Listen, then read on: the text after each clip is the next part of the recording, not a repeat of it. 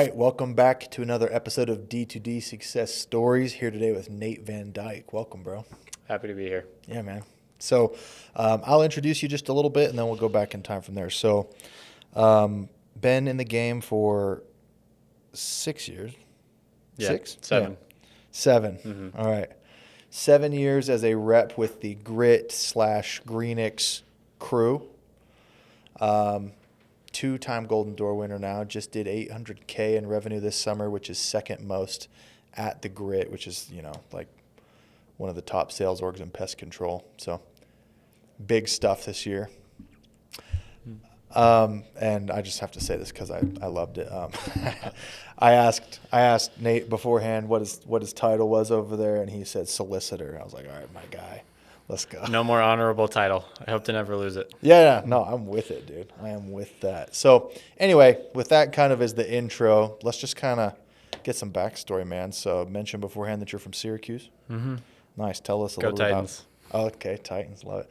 Tell us about growing up.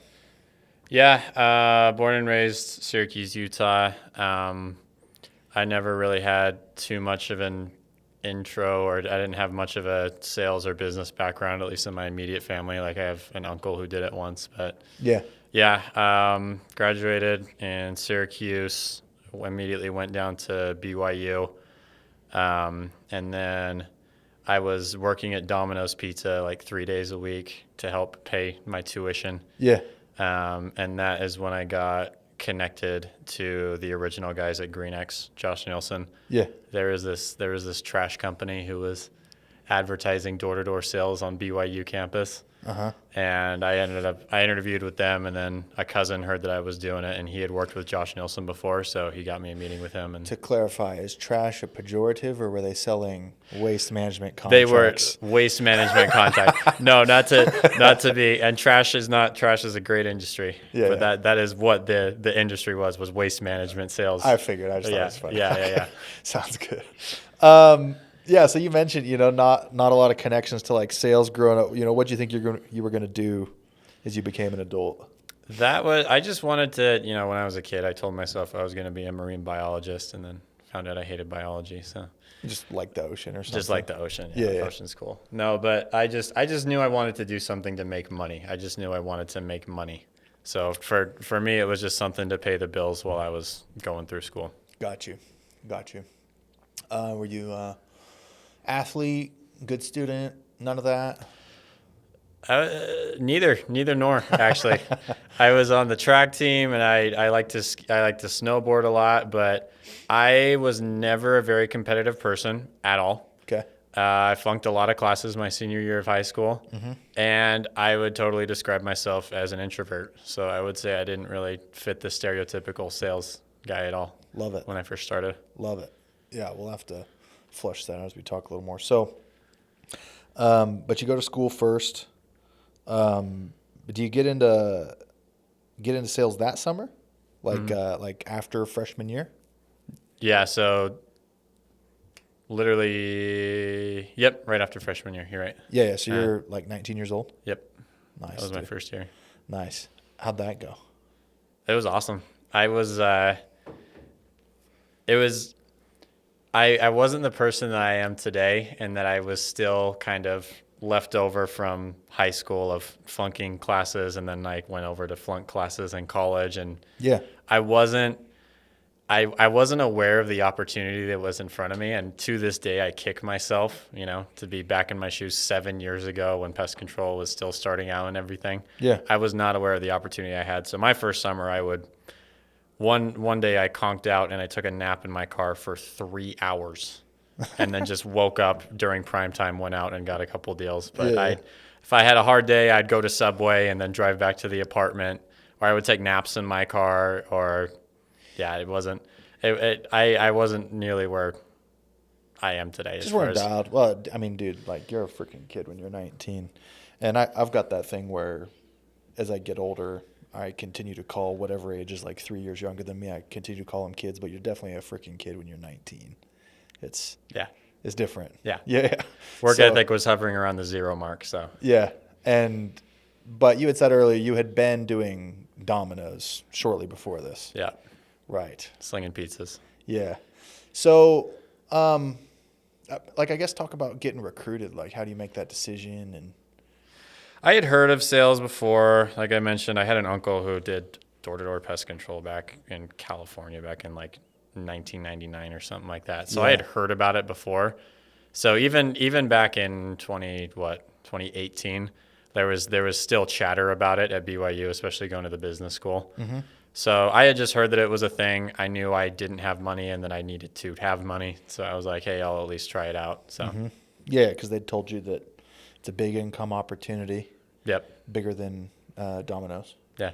Bigger than whatever your alternatives were that summer, I'm guessing. Then $12 an hour. Right. Shout out Domino's. And I mean, did you like shop companies or? Yeah, that was back in the day when you would, depending on where you're at, sometimes you still do it, but you take an offer, take it to the next company, take it to the next. So yeah, I met with the Delaware trash company, the waste management company, then met with Josh over at GreenX, then took that offer over to Fox, and then Fox took it back over to GreenX and said, okay, we'll match that, but you're not allowed to meet with anyone else. So then I stuck at GreenX. So did a little bit of shopping. Nice. It's good to get a little bit of a shopper on the podcast. My last like 8 or 10 have all just been like, I only knew my cousin. That's who I was going with. Done. Uh-huh. You know what I mean? Yeah. Laydowns. Yeah. I mean, like, were easy sales. So they had to win relative to other companies, but were you pretty sold on doing pest control? Like, was that decision? I knew nothing about any industry whatsoever. Okay. Josh made me the highest offer and I liked him. So that's why I went with him.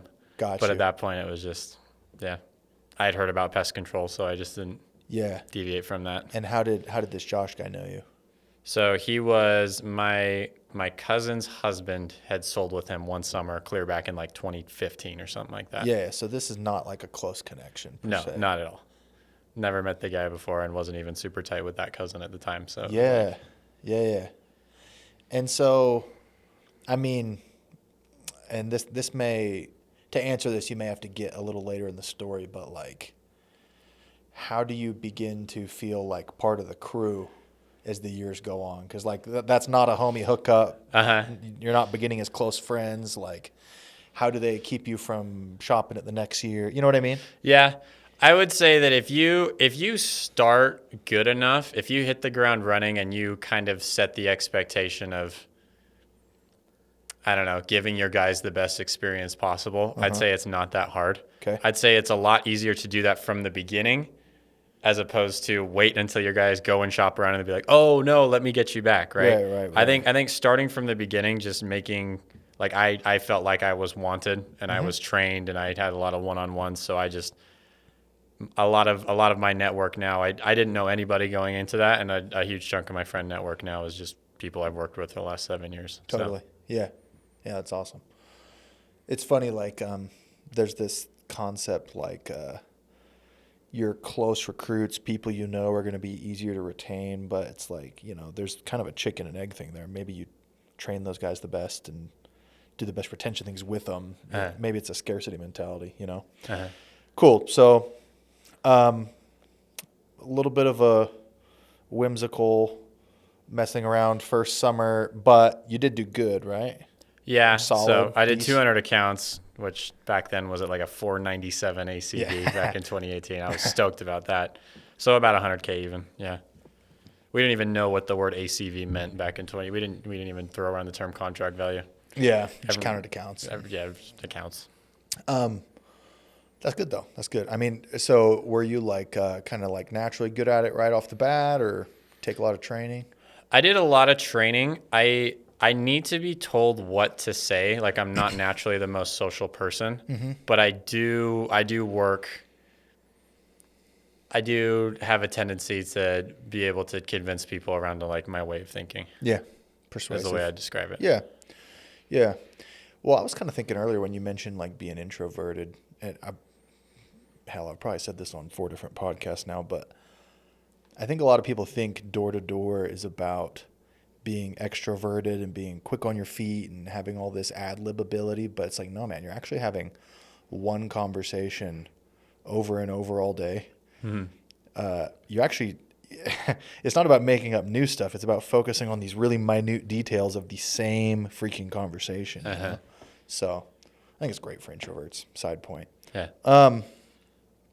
The idea is to get to it too, where you have it memorized down to the point where you're not focusing on what words I need to say, but you're focusing on their eyes and their reaction and their tone of voice and everything. Right. Yeah. If you have to focus on words, you don't have any bandwidth for that. Exactly. Yeah. Absolutely. So, good training, I guess. Sounds like they trained you good. It's good, dude. So, talk about like your mindset as you return from that summer. Is it like, I'm glad I did it, we'll see about next year, or is it like locked in, I'm doing this again? I made a whole, like, what was it, like 35K, 40K my first summer after attrition, and I thought I was king of the world. Yeah. I was already thinking about, dude, why am I doing this whole college thing, like blah, blah, blah. So I was pretty stoked about it. I thought it was the coolest thing ever when I got back. Yeah. It's a lot of money. Yeah. To see that in your bank account, I was like, oh, this is sick. Yeah. Okay. No, I mean, there's been kids who I've shown a lot more money than that, and I still can't get them to quit going to school. So I'm with you. Yeah. Any thought of like I should bring my friends in or? Yeah, so I had a bit of a thing where most of my entire graduating class went out on the mission, like pretty much the second they graduated. And I decided to wait before going on the mission. So with that, there was a really big disconnect of me not seeing any of my high school friend group for about a 2.5 year period. Right. So with me, there wasn't any chance to recruit for the first 2 years. And honestly, like I never really focused on recruiting. Yeah. Like I always told myself, I'll focus on honing my, sharpening my sword more than anything else. Yeah. Fair enough. Yeah. Fair enough. So how's the second summer go? Second summer was kind of like a half summer in Philly, and that was before I left on the mission. Okay. And you were leaving in the summertime? Yeah, I left like late July that summer. And shout out to COVID. I went on the mission, good old mission, for all of 7 months before I got home. Yeah. And then my future wife and I started dating because we were both back in Utah. And so then I ended up just going straight out for another summer. So I never missed a summer. Wow. Yeah. That's a year. Yeah. That's a whirlwind of a year. Okay. How did that half summer go? It went good. I also did 200. Yeah. Like right on the dot. So you did like the same, but in less time. So yeah. It's a step forward. Yeah. Yeah. Okay. Okay. And then 7 months. So this is 2019. Is that right? Moving into 2020. Yeah. Yeah. So April 2020 is when I came back from the mission. COVID kiboshes the mission. You all come of us home, yeah. Get married, go again. And then that's the freaking COVID summer, which we all remember. Yeah. For one reason or another, man. Like I always talk about it. Some people were broken by it. Some people, it was like their Jordan year or something, you know? Most people had their best year ever. Yeah. Right. Yeah, exactly. How was it for you?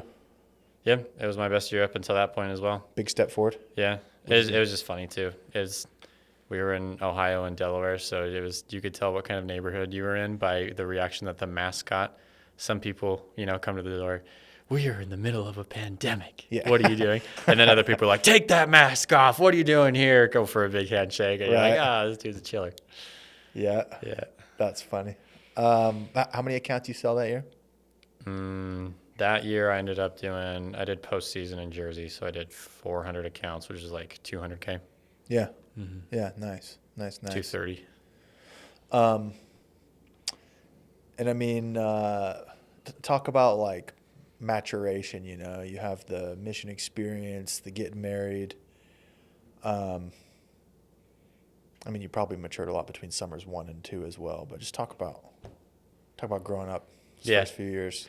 Yeah, honestly, there wasn't a massive change. I did take it more seriously my second year versus my first year. Yeah. There wasn't necessarily a massive change. I think my third year, so to clarify, I was shooting, my goal every year was a golden door from year like 3 onward, right? I just, depended on how seriously I took that goal when I told myself that. at the beginning of the year. Right. Stated goal, Golden Door. Yeah.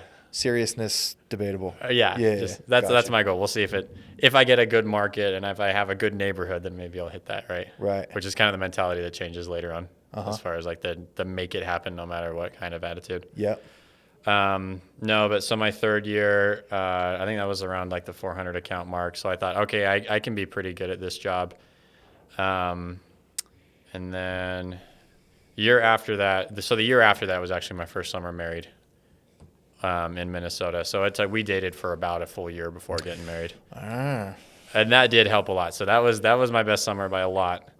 I did like $430K in revenue my first year married, just because I do think, I mean, it gets talked about all the time, whether it's getting married or kids, but it's a kick in the pants for sure. Yeah, man. You got obligations. And shout out to my wife. It's a lot nicer having a room to yourself, coming back to a cooked meal at the end of the day. So wife's a huge reason that Minnesota, you said? Yeah. Nice. How's that? Minnesota was a great market. Yeah. It was sick. It was a little bit more competitive, and cops could be an issue in a lot of different places depending on where you were at. Right. Really diverse depending on what neighborhood you were in. Got you. So, talk about the Greenix to grit thing, because that was in there like your third year, right? Second year, third year? 2021 was Grit's first year, I think. I think so. Yeah. Okay. Yeah. And you were part of the crew, but probably like one of their young bucks. One of their solicitors, yeah. Yeah, talk about that, dude. No, I mean I was selling postseason in Jersey that year. So it wasn't the Minnesota year, it was the year before that. Okay. So it was the end of the summer when we found out that we were going to be splitting off from Greenix. Oh. And it was, at first it was kind of like cool shock, like text all your other buddies who are selling, like, oh bro, did you hear? Like, what happened? Like, why are we splitting off? And then you realize, oh, literally everyone of the people part of my network are moving over and starting their own business. So I guess I'm just going with them.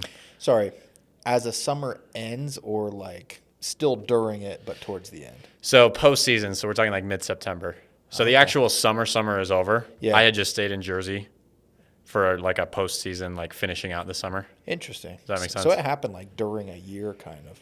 Yeah. I don't know why, but I always thought it was like between one year and the next or something. Yeah, the hard decision was made like mid-September, like late October, something like that. Gotcha. Yeah. So as far as like kind of like outselling the ops and breaking it and them just having to say, we can't take more accounts, I guess that just was brought on by a banger summer. Yeah, it was that. And so Greenix had also said, hey, we're going to limit the amount of growth. We're going to limit the amount of reps you can bring out. And so the guys at Grit were like, hey, we're looking to grow, not just scale back. So that was the main reason we split off, was because Greenix put a hard cap on the amount of people we would be able to take out for the next year. Yeah. I wonder if y'all had like a weaker summer, if they would have not done that. You're right? Yeah. You think so? Yeah. You're like a victim of your success to a certain point. Yeah. Where they're like, oh crap, we can't take this many accounts. Yeah, you broke it. It's like when I had Sam on a month ago, and we talked about when he collapsed a solar company by making them owe so many commissions that cash flow didn't support it. Oh, darn. Yeah. Happens. So, you're growing throughout this trajectory, but, you go from like young rep, good, but young kid doing kind of modest numbers to upper medium performer to now you're balling. Like what changes, man? So the biggest thing, when everyone asks, it's super cliche, is it's 100% self-belief. And I always tell people who ask, I personally say about 400K is the threshold. Once you can do 400K, you can do a golden door. Like, it's not that different. It's an extra 1 to 3 accounts a day to hit a golden door, actually. Right. Okay. So the biggest thing that changed for me was self-belief. So last year, I was only around 400K around mid-July when we were back in Louisville, Kentucky. And I had a really good day. I had like a 10-day that I turned into a really good week that I turned into just a really good rest of the summer. Mm-hmm. And it really is just self-belief as far as like, okay, I've done this day, so I can do at least one more day of that. Okay, I've done that for a week, I can do one more week. And then it just steamrolls into it. So it really is just self-belief of like your like really good day ends up becoming your standard. Right. And that's just kind of what you expect of yourself. Right. Yeah. It's funny. Like, even when you say like self-belief, there's all kinds of people listening who would be like, yeah, if anything's possible if you believe in yourself. That's why I hate it. But they don't actually believe it though. Uh-huh. It's like, you almost have to say it in like different terms. Like, no, I have the minimum expectation for myself. I won't allow it to not be the case. Uh-huh. You know? And is the idea of sell or be sold. You have to sell yourself on it before it can become a reality. Mm-hmm. And that was another thing I really learned this last year is like one of the biggest things that you need to be doing, the first thing you do when you get to a new area is to sell yourself on how great that area is. Whether it's high income or low income or whatever, you just need to have it. It can't be logical at all, right? Yeah. You need to have this delusional, oh, I love low income. Oh, I love high income. I love these style of homes. I love town, whatever. The most important sale ends up just you getting yourself just unreasonably stoked. Love to be there. About whatever area, whatever it is that you're selling, whatever company you're selling for. Got you. I want to unpack the 400K thing too. So you're saying, talents, tactics, knowledge, whatever. If you can sell 400K, you're essentially maxed on most of that. It's just mindset. Beyond. Knowledge, training, all that will take you to a point. Yeah. It'll take you to a finite point, and from there onwards, it's all self-belief and expectation. Got you. Yeah, I love that. Dude. Is there like a efficiency element to this too, or you one of those like analytical, like here's how I get more doors out of the day types? So the other turning point for me was realizing. It was literally as simple as this because I'm naturally kind of a lazy person, and I don't check the leaderboard as I go throughout the summer. And I tell people, don't tell me what I'm at on the summer because me psychologically, if I see the finish line, I slow down. Or especially if I see the finish line is way the frick out or like far away, then I slow way down. Mm-hmm. So I don't allow myself to know where I'm at in the summer. Yep. And that kind of creates that air of you don't know where you're at. But it was literally just, look, the harder I work now, the sooner I get to go home and do whatever I want. Yeah. Right? The sooner I get to be done. So I might as well just bust my butt right now. Mm-hmm. And that just means I get to go home that much sooner. Dude, I actually love to talk about finish lines too. I should look up where the actual source of this is, like, and the actual phrasing of it too, because I'll bungle it. But basically, guy survives being like a prisoner of war, right? And somebody asked him, he's like, why did you survive it and these other guys didn't? Mm.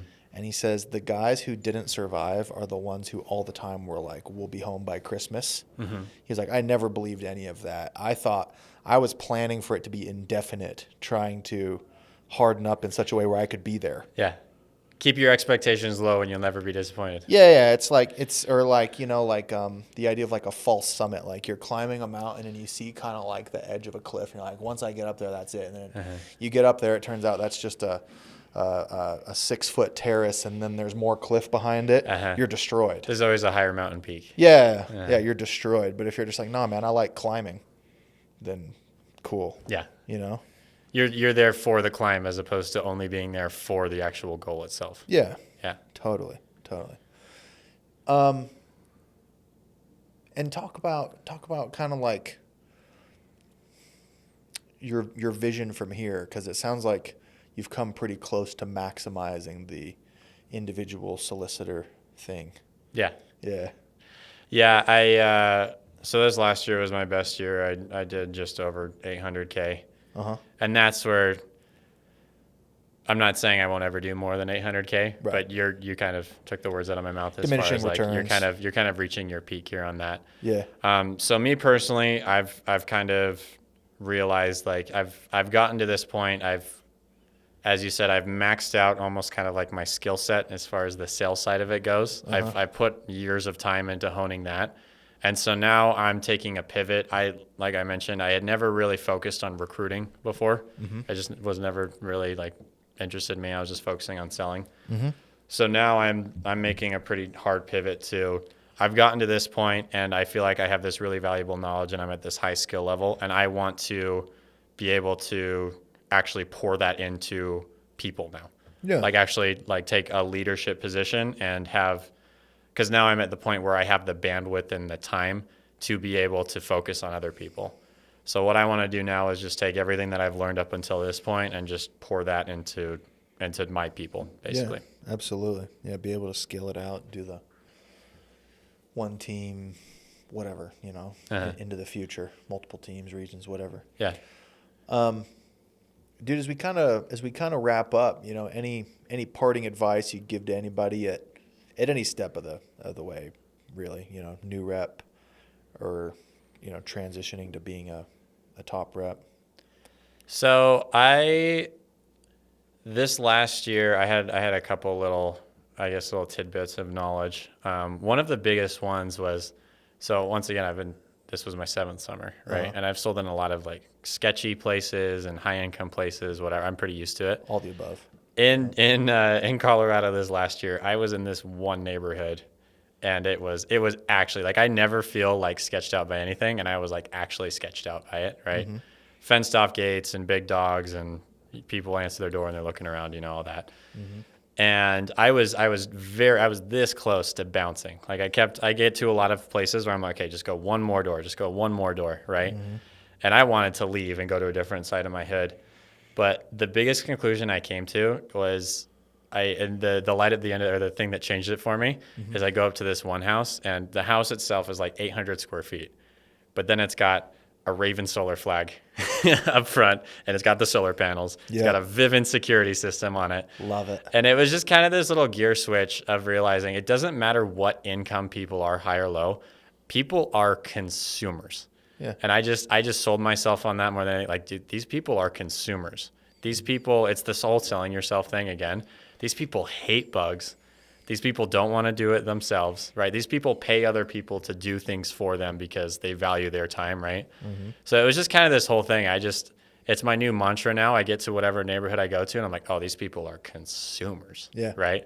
Doesn't matter what income level they are. But that was kind of the flip switch switch flip is like, okay, if these people have bought from Solar and Vivint, or if I get there and I realize that at least 2 people in the neighborhood have signed up with a competitor pest control company, I'm like, oh, I'm staying here until I find all of those switchovers and until I've switched over every single one. So that's the biggest one is it's kind of been and if you talk to other dudes I work with, they will just throw me in whatever area. Like it's crazy the spectrum of different like neighborhoods and mansions and tiny townhomes that I get thrown into. And I'm really level-headed about it. And I think it's just the idea that everybody out there, every neighborhood has buyers in it more than anything else. It doesn't matter what market. And Denver isn't a super buggy market. It's super region specific. Right. And we were in this one town where it's kind of deserty, right? It was the least buggy place I've ever been to in my entire life. And after finishing in that city and getting out of that city, I'm like, wow, I can sell ice to freaking Eskimos because not a single person in that city has any bugs. All I did was I sell them on prevention and convenience, getting the walls flushed out, for the bugs that have built up since the home was built and all that. Yeah. But it's the idea of like people are just buyers regardless of the amount of bugs or income that they have. People are just consumers. So. That would be probably the biggest thing. And just the other one is just the biggest thing is selling yourself on your goal, selling yourself on your hood, selling yourself on the part of the country that you're knocking in. Because if you're going to have any chance of hitting your goal, then the most important sale is yourself. Love it. If our listeners want to catch up with you, where can they find you? Yeah, so Instagram handle is Nate P. Van Dijk, and that's VANDIJK. To find me on that. So shoot me a DM. Sweet, dude. Well, thanks for coming. Hey, glad to be on here.